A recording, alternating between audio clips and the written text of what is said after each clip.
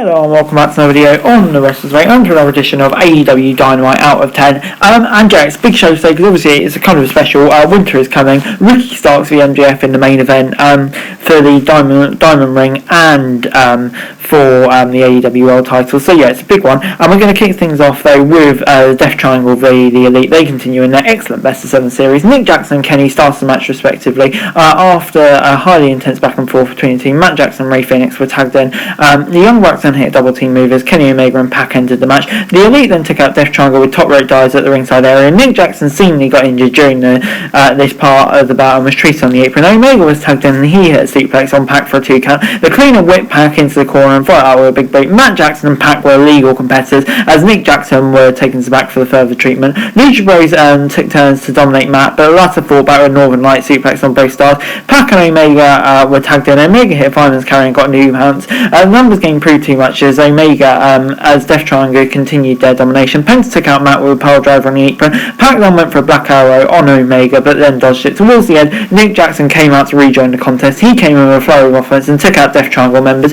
Nick went for a super kick on Ray Phoenix, but Penta went back on him. Phoenix then applied a knee bar as Nick Jackson tapped out to give Death Triangle a 3-1 lead in the Best of 7 series. Post-match, Omega took the mic and talked about the deficit of their Best of 7 series against Death Triangle. He then brought out the champions using the hammers to pick up victories and challenged them to a no DQ match next week. And yeah, we're going to get Falls count anyway the week after that. I don't think that's on the last one as well. So, really upping the ante now. I think it's kind of what it needed. Don't get me wrong, of course, all of the matches so far have been outstanding. I mean, it's Death Triangle on the Elite. But yeah, to kind of freshen it up a bit, this is exactly what we need. But this match was great as well. 8 out of 10. Death Triangle 3-1 lead. Interesting now to see where it goes with it. Are the Elite going to win the last 3? I guess we'll find out.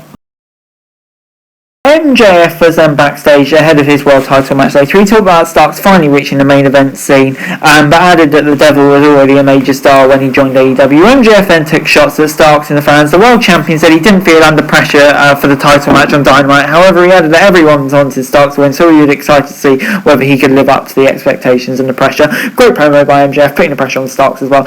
So yeah, no issues with this. The Acclaim then came out to the ring in their usual manner. However, Dutt, Lethal, Singh and Jarrett attacked them from behind. Caster tried to fight back with a punch on Dutt, but Lethal took him out. Jarrett then took out Caster with a guitar shot. He then asked the Acclaimed if they had their attention and took shots at the champions to close the segment. So yeah, it seems like we're getting that match scene between those, the Acclaimed and Jarrett and Lethal and all that. And yeah, definitely very intrigued by that.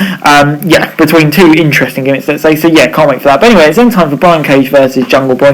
Brian Cage had an early advantage as he hit a series of Hurricane Runners on Jungle Boy. The latter tried to make a comeback, but Cage slammed him into the corner. The Embassy member continued his domination with a suplex and fought out by throwing JBA around the ring. Perry fought back with a chop and a series of splashes on Brian Cage. He then finally took the big man down with a DDT. Cage then stopped his opponent's momentum with a right hand and got 2 counts shortly after. Towards the end, Perry hit Canadian Destroyer, but Cage kicked out before 3. Prince Nana tried to cause a distraction, but it backfired when Brian Cage took him out. Jungle Boy then rolled up Cage to pick out the pinfall victory. And yeah, post-match, Jungle Boy came out, called out Big Bill. However, Stokely Halfway came out and cut a promo for Lee Moriarty and Big Bill laid a vicious beatdown on Jungle Boy. So it seems like that's Jungle Boy's knee for you. Yeah, I kind of focused on something a bit higher up in the card, but no issues with this at all. It's a decent match.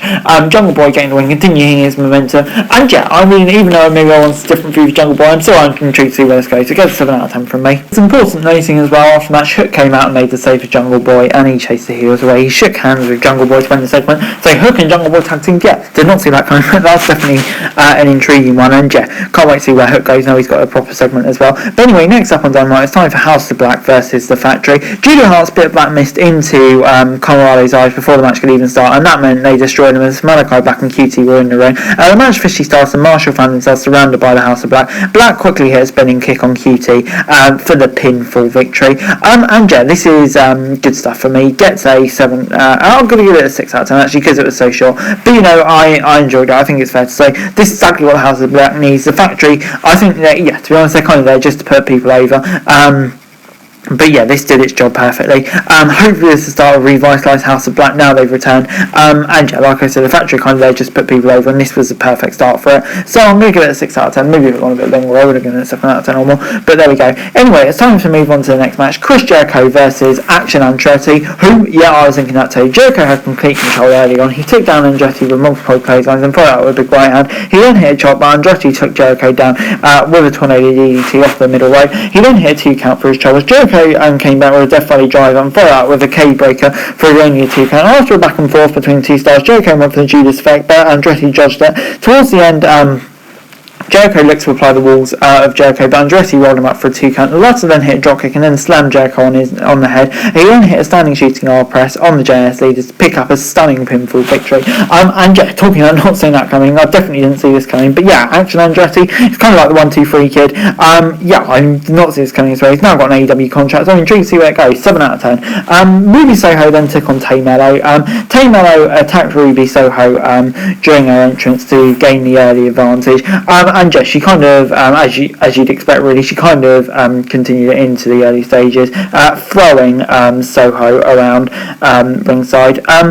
Into the barricades and stuff like that. Soho then responded with multiple back throws and followed out with a big right hand. The action spilling towards the ringside as Mello hit DDT on her opponent. Soho came back into the match with a big boot and unloaded on Mello. Towards the end, Mello hit a pile driver on Soho for a 2 count. She went for a takeover, but Soho avoided it. Soho then picked up the Destination Unknown for the victory. Post-match, Mello and JS laid out Soho with vicious beatdown. So yeah, kind of a match of 2 halves.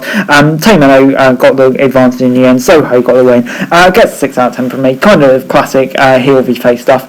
And yeah, it kind of just felt there. It's kind of like the total women's division stuff, but it wasn't terrible, so I'll give it a 6 out of 10. It was then time for MJF versus Ricky Starks in our main event. Both men squared off in the middle, and MJF hit a knee strike and followed out with a clothesline. Starks responded with a shoulder tackle and sent MJF to the outside. As soon as the Devil entered the ring, Ricky Starks took him down with a hip toss. Starks then had the momentum, but MJF came back with a cheap shot to the eye. The champion applied an abdominal stretch and locked up to the ropes for leverage before the referee caught him. Starks then fought back with an elbow strike and followed out with a clothesline. He then hit a tornado DDT and a powerbomb. At one point, both stars traded roll-ups, eventually ending with Starks kicking out at 2. MJF then hit a powerbomb on the knee and got a 2 count. He then continued his advance with a cheap shot to the eye. Towards the end, MJF went for a jackknife, but Starks avoided it. He then hit a super kick. Starks looked to hit the 6 out powerbomb, but MJF landed on his feet. He then put the referee between himself and Starks. As the officials walked away, the Devils kicked Starks in the groin and rolled him up to retain his title on Dynamite. And post-match, Bryan Danielson came out and chased MJF away. The show ended with Danielson inside the ring, lifting Starks' hand up. So yeah, it seems like that's kind of the feud that we're going next up to. Kind of no surprise there. And yeah, very exciting for it. But the match itself was really good. MJF heel antics winning, but Starks also looked good here. And yeah, very excited about the MJF Danielson feud. So on the whole, gets an 8 out of 10 from me. Overall, AEW Dynamite this week gets an 8 out of 10 from me. Yeah, really enjoyable episode of Dynamite this week, I thought. Lots going on, you know. The main event was great. Elite Death Triangle was good as ever.